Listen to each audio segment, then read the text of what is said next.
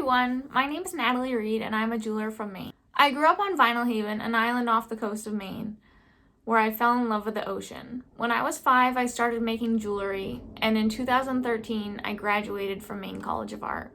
All of my jewelry is inspired by the ocean and the lobstering industry.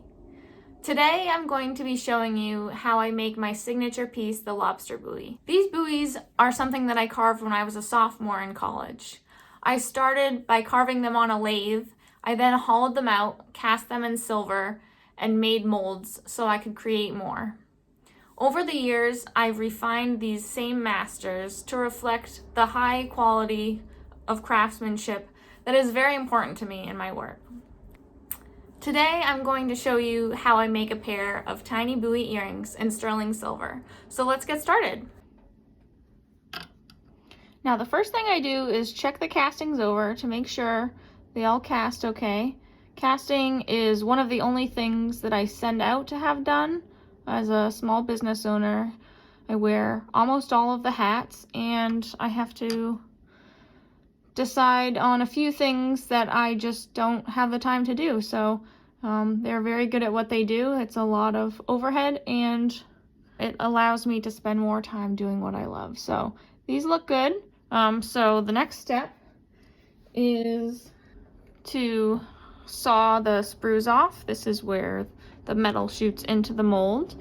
These are cast using the lost wax method, which you can look up if you're interested, and maybe I'll do another video later explaining that. So these are very small and they're a little bit hard to hold on to, but once you get started, it goes pretty smoothly. Now that was some burr life that I put on my saw blade, which is basically a type of wax that helps the blade cut smoothly.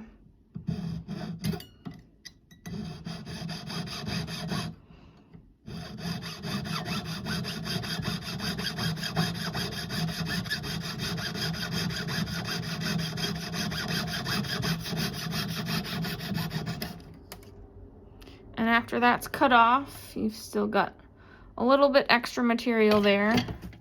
So in my flex shaft, I take this Mizzy wheel, which is just an aggressive wheel, and turn on my dust collector so I don't breathe in the fumes.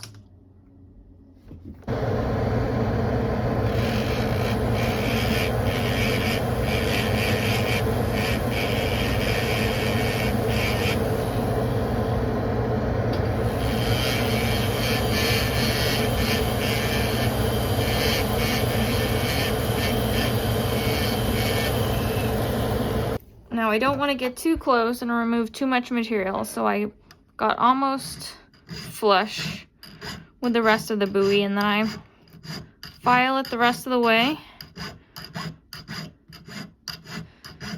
to be even. And then after that, I start with a sandpaper.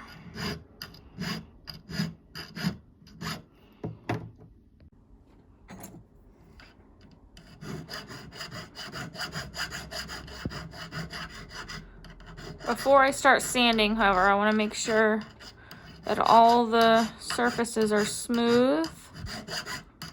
I want to remove any parting lines that were caused by the mold, or any little bumps or high spots.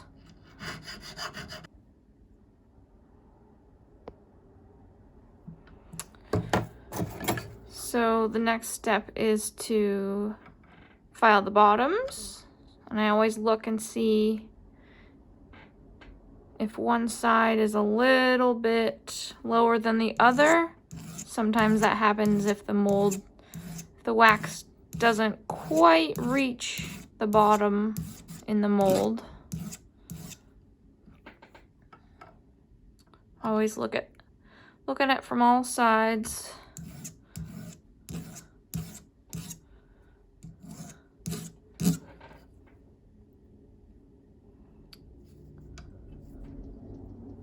Do the same thing with the other one.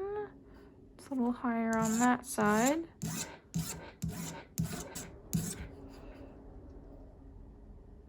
All right, now I get out the sanding board and I start with, let's say 320 for these. So I sand in figure 8 motions to make sure it's even, and every couple seconds I just rotate the buoy to make sure things sanded evenly. Sometimes one wall is a little bit thicker, but I will address that when I start sanding the outside. Make sure that bottom is even. That one looks good.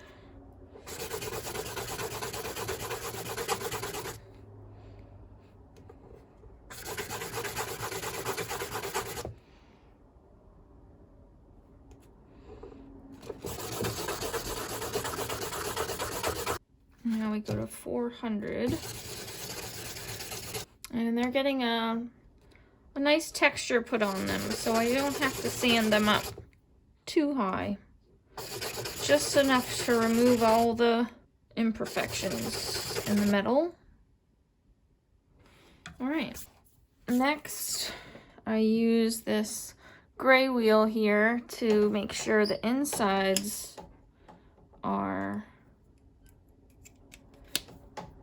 even.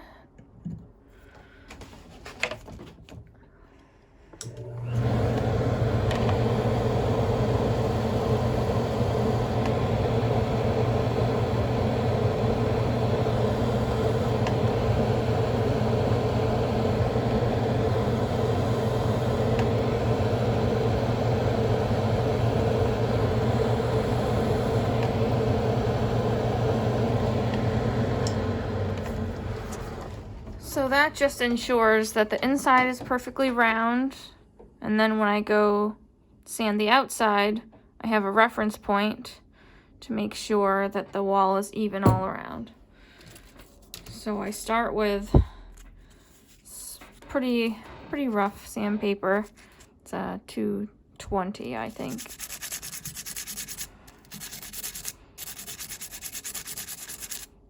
As you can see, I mark all my sandpaper with different colored Sharpie on the bottom so I can cut it up into little tiny strips to get in any little places, and I always know what grit is which, because if you accidentally pick up a rougher piece, then you have to go back through and redo what you've already done, and nobody likes to do that.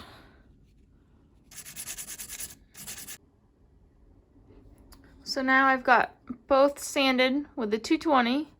So next I take the 320 and I go in the opposite direction, and the goal is to remove all of the lines from the previous grit.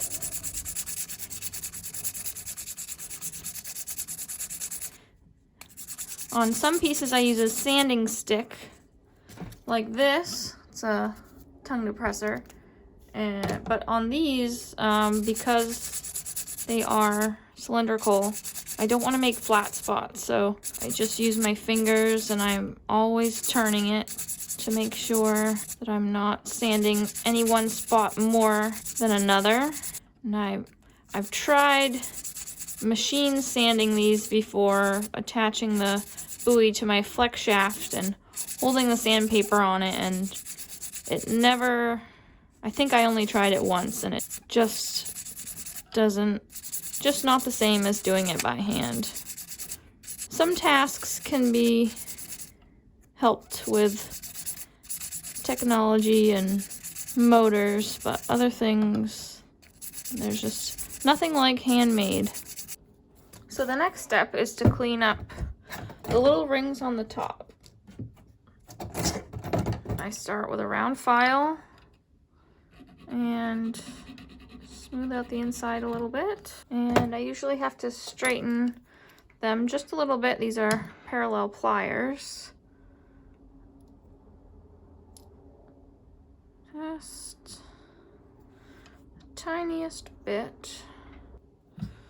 And then I use another gray wheel like this cylinder, but much smaller, to get inside the ring.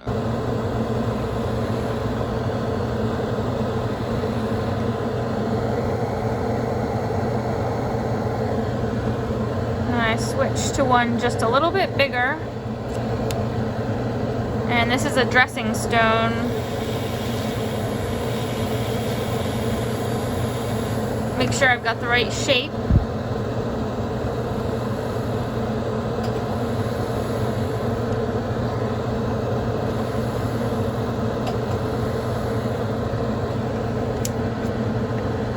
And then I switch to a gray wheel.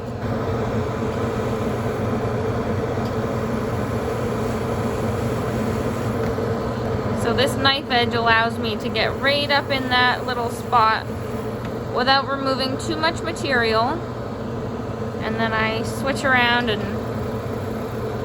go around the top here.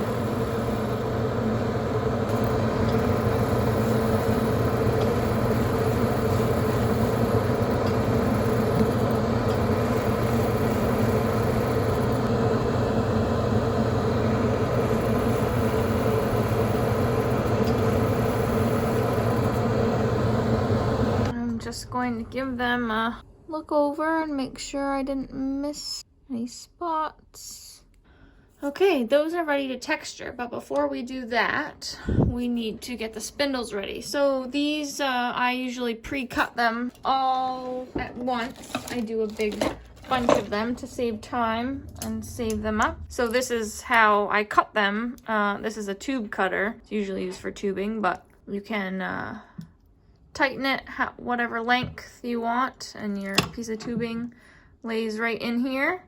And so this is where the saw blade goes, in that groove there. So I can measure it once and cut a whole bunch and have them all ready to go. So the next step after they're cut is to use this miter block. It has a 90-degree angle and a 45-degree angle. So I secure it in here and just put it tiny bit above and get a file and file it to make sure it's perfectly flat and that I've removed all the saw marks from cutting.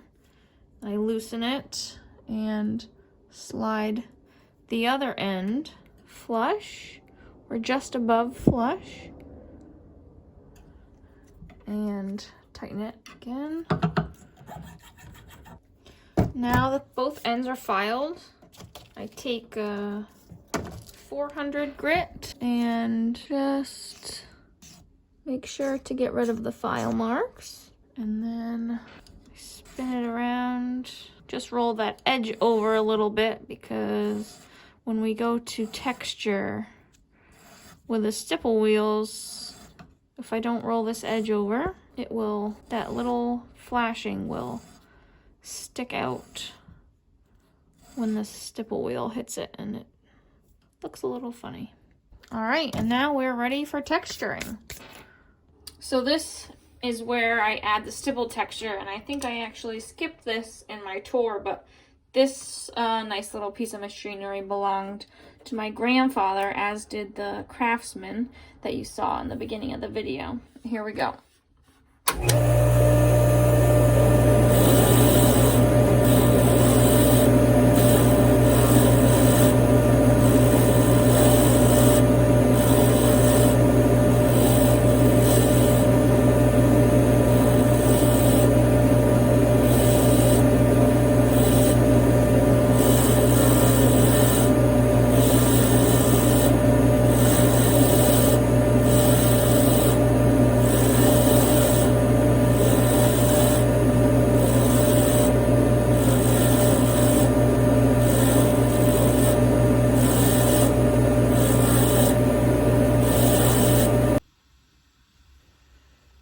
So I've gone back and finished the stippling again to make sure they're all even. And now I'm going to brass brush them with a little bit of cleaning solution just to finalize that even texture. And if you noticed while I was in the stipple wheel and with this, I am making sure to go in all different directions and not to go in one direction very long, because it will make striations all in one direction, and that's not what I'm looking for. Okay, now that the buoys are clean and dry, I've been sure to wash my hands thoroughly, and I'm going to begin filling them. So I use this clear resin. It ensures a solid hold so that your spindle will never fall out. It doesn't take too much to fill them, but I never want to run out, so I always do a little bit more than I need. That should do it. And then take a razor blade, and this is a pastel, and we're going to do purple buoys. I got an order in for a Christmas present, so these will be going off to a lucky lady. I have several different colors of pastels, and I can mix different colors together to create any shade. So if you have a favorite color or a loved one with a special color buoy, I can make them to match. And then we mix that in gently. Try not to make too many air bubbles. And go ahead and I fill it first and then add the spindle after it's just started to kick off, so I don't have to hold it for too long, but so I can get it in there in time to make sure that it's placed evenly. That's got a little bit too much in it, but there will be some more air bubbles that come to the top. Still got a little time before it starts to kick off, so I can pull a little bit more out. Basically just take a little bit out at a time until you can see it's got just a little bit of extra room for the spindle. That looks about right. Got a little concave space, and I'm just gonna give it another minute. Now, very carefully place this down in the center and make sure that it's straight from both directions. Make sure that it stays straight until it is hardened enough to stand on its own. And I always let them sit overnight after filling before I ship them out, just to ensure they are 100% cured, and then I have a happy customer. So that is just about ready to sit. Yep, that's not gonna move anywhere. All right, and then I sit it down in here to dry. My boyfriend builds guitars, and he built me this sweet little holder for them. So the last step is to put the ear wires on, and these here I have pre-made. I made a big batch of them all at once to save time. So I take the torch and ball the ends up, and then use pliers and this mandrel here to get that nice curve on them. So I just gently open up the ends, the parallel pliers, slide them on. That little ball ensures that don't slide off, and then bend it back. Take a little softer pliers and close up that little gap, and then just have to make sure that they are straight from the front. That's a little bit off, so I'm just going to gently adjust it.